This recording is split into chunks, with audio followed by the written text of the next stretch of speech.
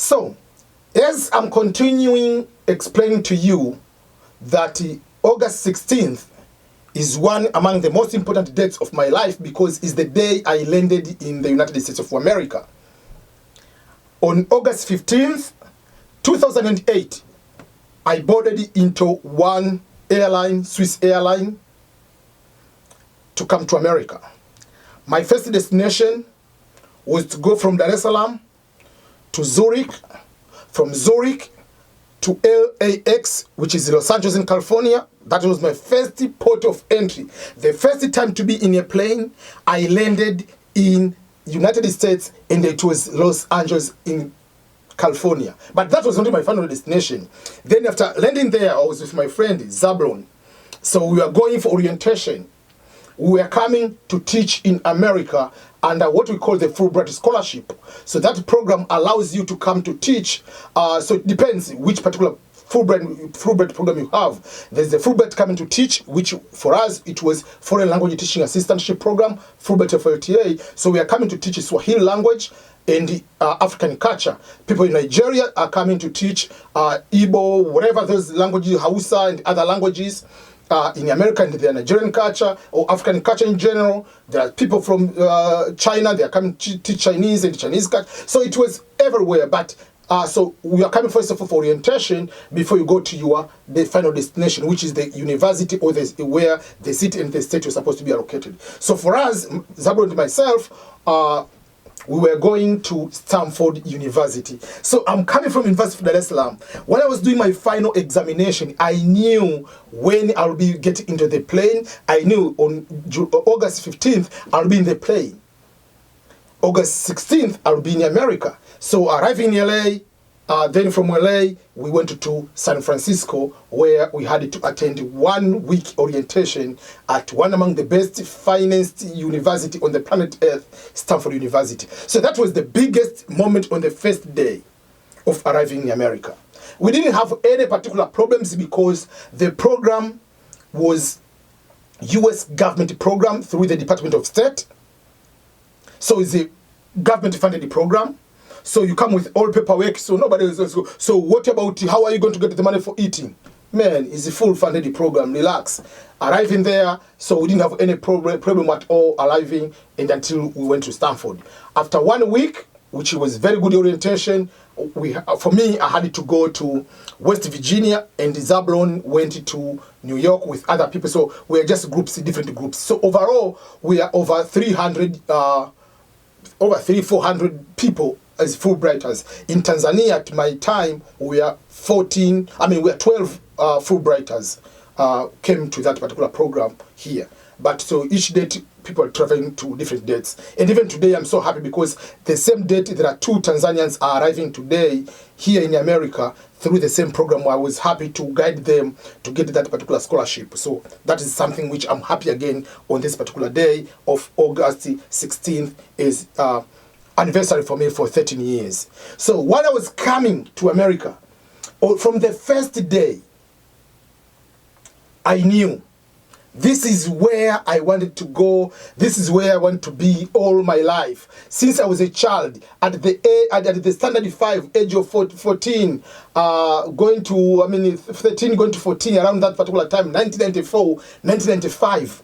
Already you were so much determined, believing that everything is possible on this planet Earth, that one day I'll go to America, I'll have a family there, I'll be like, so we had all those kind of things like going on and on. And today, everything you have been working for, you are landing in America. So, my first day, I usually tell people, it's kind of like a joke, but it's a very serious thing sometimes you have to do. Number one, for me, I was writing down everything I wanted to do.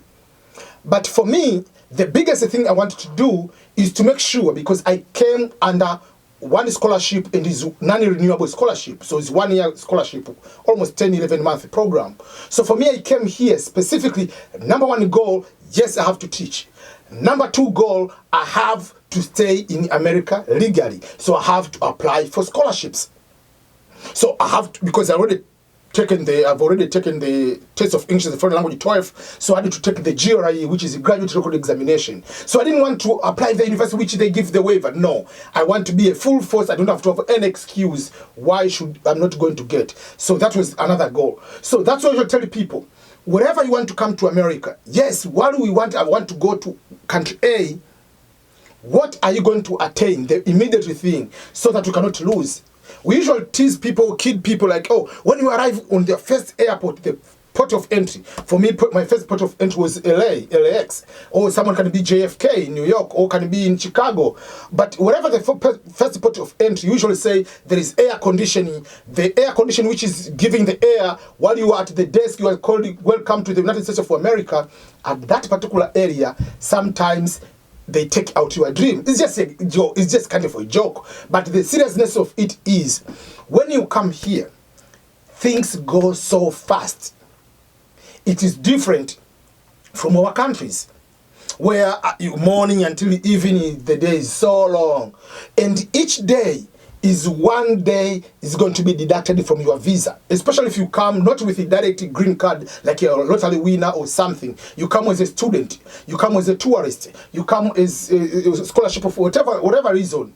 Don't be so happy I'm in America, you're taking picture at Walmart, Target, you are just at Starbucks drinking coffee as if you have never drank coffee in your life, post on social media. Remember, every single day passing is one day lost, one day deducted from your visa.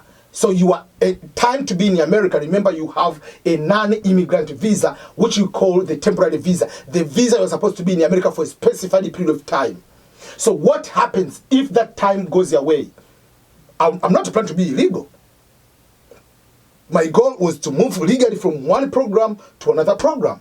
So I had to apply 25 universities. I'm thankful I got 3. So while I was doing my master, I was teaching. At the same time, I was applying for opportunities. So that was my immediate goal. So I had so many goals. Yes, obvious. One day I'll come get married. Another time I'll be having a house. But you cannot just arrive here the first week. I want to have a house in America. No. What are your goals? How do you go from one goal to another goal? So my goal, yes, I'm in this program, but was how do I stay here permanently? I have to move from one program to another program legally, from another program to another status legally, without having any particular problem. So write down your goals. It is very easy to be distracted once you arrive here.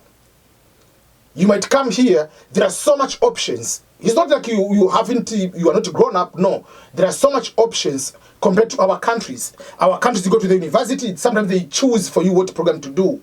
Or program you did maybe in high school, if you studied in social sciences, you'll be these particular programs. But here you can come here, you study like history, geography, and English, you can become a medical doctor here. So you have so much options, so it is easier to be distracted. It is easier to stop something in the middle and start something new. They have no problem with that. So how do you avoid all those kind of things? You need to have a master plan, a written plan. That was number 1. Number 2 is something which I picked up very early on, and I'm very much thankful.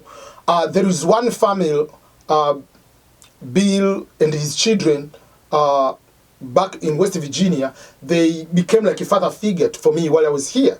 Because the American family lived here all their life, but for 3-4 years, at one point back in 1979 to 81 to 82, they were in Tanzania as missionaries.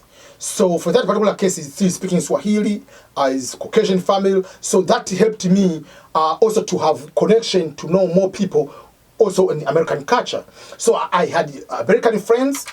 Also, I had friends who are immigrants from other countries. So I didn't stay on confined zone, in the happy zone, that, oh, I'm just this way. No, I was every single day looking for information. Every single day I have to learn, what should I avoid? What should I do? What if this one is a mistake? Why this one? How can one succeed on this particular area? So we have to go and learn all those kind of fundamentals before you take it off.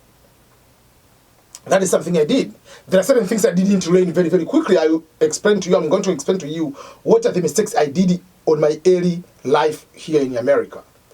So, don't have just a desire, because it's different. Most people have the desire, oh, I have to go to a certain country. Start slowly. What if you land in that particular country? What are you going to do? What are the programs available in that particular country? How can I move from one program to another program while you are there legally? Because you might just go, boom, today you are in Norway. Then what is the step from moving one program to another program? Then you're in Canada. Then what? It will be so disappointing. You come from your country.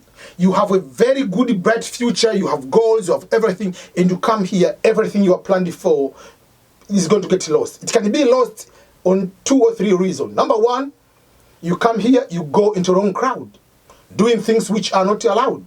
That should be number one. Number two, you might be satisfied very, very early that, oh, I was getting $500 per month with my degree, 500. Now I get $2,000 per month. I'm okay with that. Let me enjoy life. The years are going so fast. Yes, we know for sure you are coming here, you are starting washing dishes, you are starting working in the warehouse. But is that what you plan to do for the rest of your life? That is something you need to make a decision at very, very early. If you want to go to school, what a program. Don't just arrive today, you get the loan, and you are going to start. No. Take your time, start, plan. What kind of career do you want to do? Instead of just jumping here, you are going to do constitutional law while you're not capable of going to argue with American Constitution. That's the first time you are coming to. So you have to figure out what are the things you are capable of doing, and they are compatible to this one. If you're looking for money, what programs or professions give more money? If you're looking for happiness and whatever, and what you are capable of, you will be able to enjoy. You can do all these kind of things, but don't just jump and you start getting the loans. You will be able to have problems down the road. And also to avoid things which you are not supposed to be able to do.